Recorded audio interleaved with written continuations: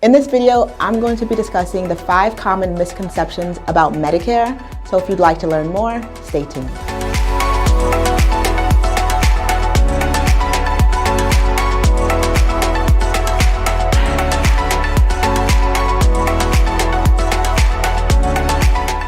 Hey there, my name is Chichi Aguoji. I'm a New York-based realtor with a focus on helping seniors and retirees sell their homes and find the best locations to retire. So in this video, I'm going to be discussing the 5 common misconceptions about Medicare. So let's get into it. Now, the first common misconception around Medicare is that long-term care coverage is included in Medicare. This is false. Now, long-term care, otherwise known as custodial care, is really a form of care provided to individuals with chronic illnesses or disabilities. So unfortunately, Medicare does not cover long-term care. However, Medicaid does. So if you're someone that qualifies for both Medicaid and Medicare, you can get long-term care insurance under Medicaid, but you wouldn't under Medicare.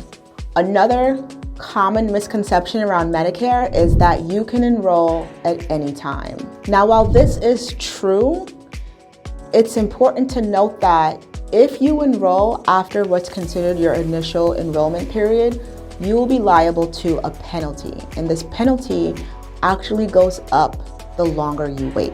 So your initial enrollment period starts the 3 months before you turn 65, and then it goes into the 3 months after you turn 65. So that 7-month period is considered your initial enrollment period, in which you will not be penalized were you to enroll after that 7-month period of time. The longer you wait to enroll to get Medicare coverage after that 7-month period, the higher you'll have to pay in your premium payments each month to obtain coverage. Now, there are some special circumstances that Medicare considers to be exceptional to allow you to not have to pay a penalty even if you did have to enroll outside of that initial enrollment period. And for you to see what these special circumstances are, you can go to the Medicare.gov website. Another common misconception around Medicare is that coverage is the same in the US no matter where you go. This is kind of partially true. So while original Medicare coverage is the same, this is Part A and Part B. So if you have Part A and Part B only, your coverage will be the same no matter where you live, no matter where you go in the US. However, if you have Medicare supplemental insurance or if you have Medicare Advantage, those insurance plans are actually sponsored or offered by private insurers. And so your coverage is going to be dependent on where you live. And in some cases, it's going to be dependent on your exact zip code. And so what this means is that both your premium payments, as well as the type of coverage that you're able to obtain, will really depend on where you live in a particular state, city, county, locale. Now, another common misconception around Medicare is that it's not available at all in any foreign countries.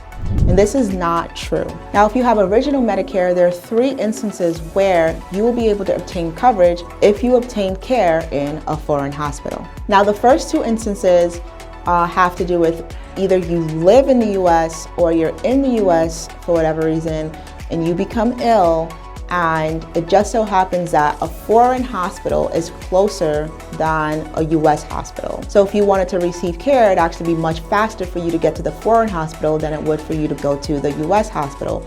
In those 2 instances where you live in the US or you're in the US, Medicare coverage will pay for your visit to the foreign hospital. Now, of course, this is more likely if you live in one of the border states that actually borders another country, and so it's easy for you to see and do the math to determine how close the US hospital is relative to the foreign hospital. But if you're living inland or if you're living in a state that doesn't border any foreign countries, or you're passing through a state that doesn't border any foreign countries, then this may not apply to you at all. The third instance where you would have Medicare coverage in a foreign country is similar to the first 2, except it's specific to Canada.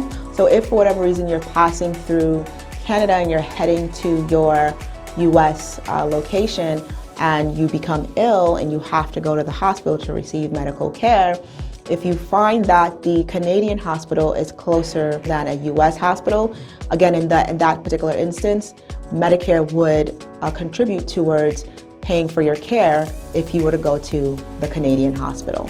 Now, although original Medicare doesn't allow too much flexibility, too much room for you to obtain coverage when you're in a foreign country, there are Medicare supplement plans that allow for this, so you can obtain Medigap plans to allow you to have coverage when you are in a foreign country that's a little bit more flexible than original Medicare. And of course, you'll have to be able to review these plans to ensure that the coverage that's being provided is meeting the needs that you have for your visit.